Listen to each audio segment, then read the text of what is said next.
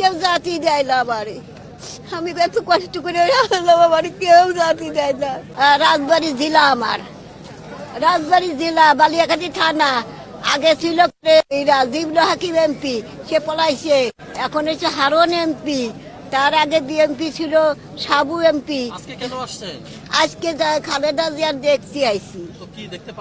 না পারিনি তো, কেউ জাতি দেয় না আমারে।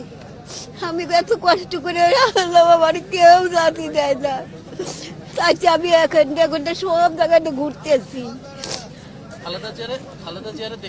হয় কি মনে হচ্ছে উনি তো মরে গেছে, তাই না? মরে গেছে তো, তাই তো যাবো, তো মরে যাবো রে, কেউ তো থাকবে না।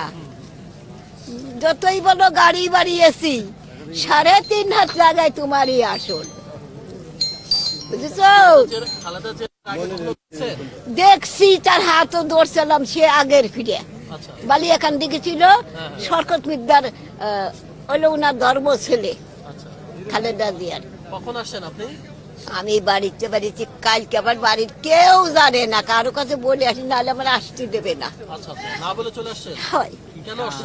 আমি খালেদা জিয়ার দেখতে, তারিক জিয়ার সাথে কথা বলবো, তাইতে আমি দেশের, আমি জনগণের চাই। আমি আমার নিজের চেষ্টা আমি করি না, নিজের জন্য আমি করি না। খালেদা জিয়ারে দেখতে পারতেছেন? কি বললো? কিছু দেখতেই তো পারলাম না। কি বলতেছে? কই যে সে নাকি আল্লাহ তারে নিয়ে গেছে, আল্লাহ তাকে নিয়ে গেছে, তাই বললো। আপনার বয়স কত? আমার বয়স 85। 85 বছর? হ্যাঁ। কি নাম আপনার? মাজেদা বেগম। মাজেদা বেগম। বাড়ি কোথায়? রাজবাড়ী? বাড়ি বালি এখান থেকে, রাজবাড়ী হলো জেলা। খোয়েম এমপি আছে, খোয়েম এমপি ছিল না, কিরামত কাজী ছিল না। হ্যাঁ, খোরবাতির পার্টনার হলো মেহেদি, হাসপাতালে পিছনে। কথা মনে পড়তেছে, উনি তো মারা গেছে, কি মনে পড়তেছে?